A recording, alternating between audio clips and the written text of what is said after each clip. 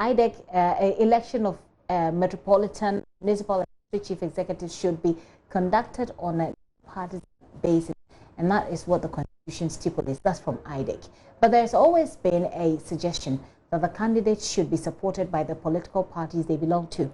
This debate has been going on for some time now. Earlier this week, a symposium was held by civil society groups aimed at promoting the partisan district assembly level elections. At the symposium, the Institute of Democratic Governance, IDEG, urged Ghanaians to vote yes to the proposal in the upcoming referendum in December. The referendum is to amend the Constitution to allow for the election of metropolitan, municipal, and district chief executives. Senior research fellow at IDEG, Dr. Kwesi Jonah, says political parties should be ready to sponsor their candidate for available positions. We can amend our Constitution to adopt the proportional representation system, partly because that particular section of the Constitution which deals with the electoral system is not entrenched.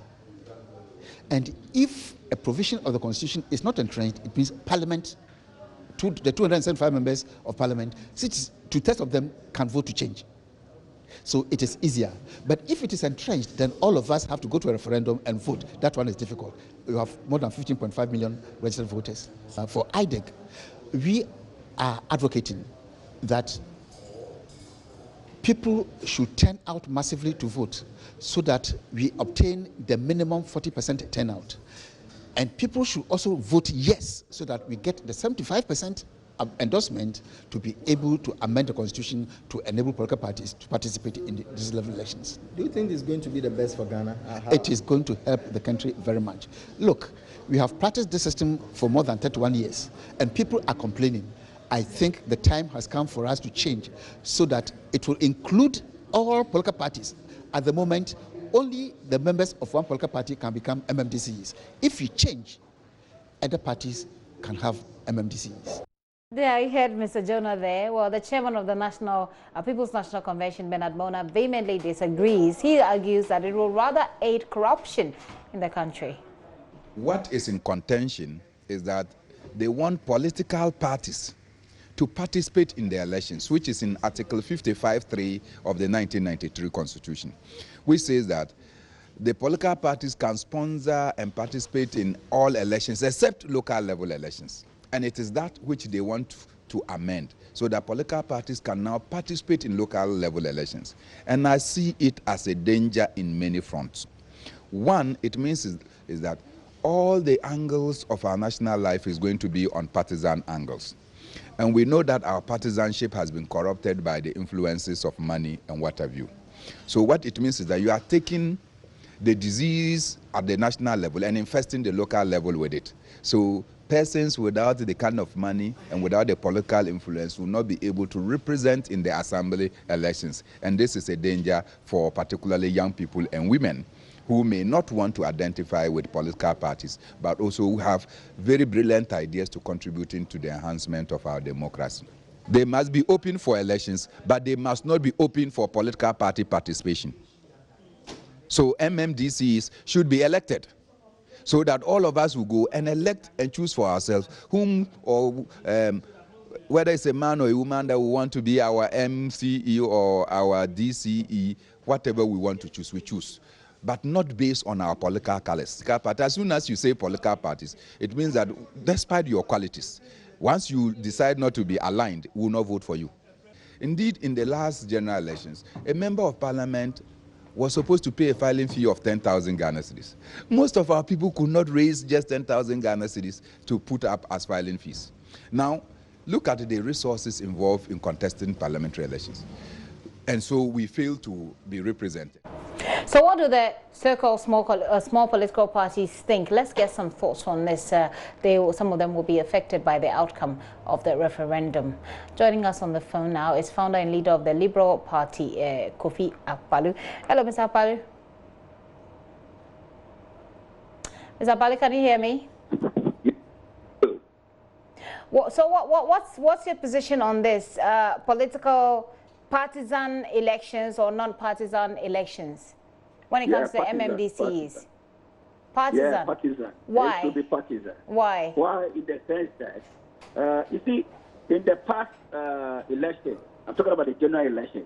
They will say that any time there's a change of government, then the MMDCEs or the GCEs will be removed from office immediately, especially when there's one party to another party. Yeah. But that one shouldn't be so. We should allow the president to finish his or her term. So if we become partisan, and I'm representing my district or my metropolitan, then no party in power can come and change me. No, but that's the point. Now, that's actually the opposite. Because if you go partisan and a particular party supports you, so a Liberal Party is in power, and Liberal Party has supported an MMDC, and they have won the election. When you lose the election, they still are tagged with your party. No, you see, this is what they call the midterm election. You understand? This is midterm election, and it has a certain period to finish. So if, let's say, coming this November, there's an election, and maybe LPG candidate win as a member of Aswate constituency or electoral area, then that person will have to serve for 4 years. Then that 4 years will definitely outlive the or will be, let's say, the 2020 elections, after 2020 elections. So they'll still be in post.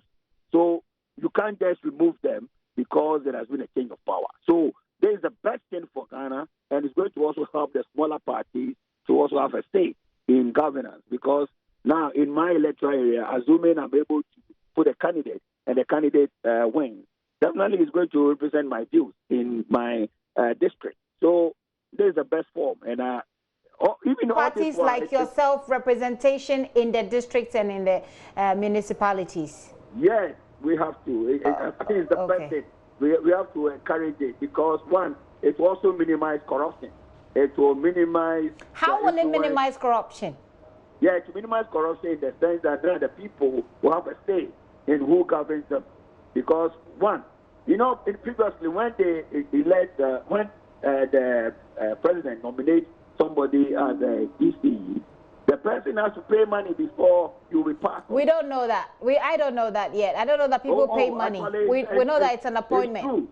No, you don't know, but I know. Yes, but you have to. If you're putting that on this platform where a lot of people are watching and listening, then we need more. We need much more than just you saying it. We need evidence. Oh, please.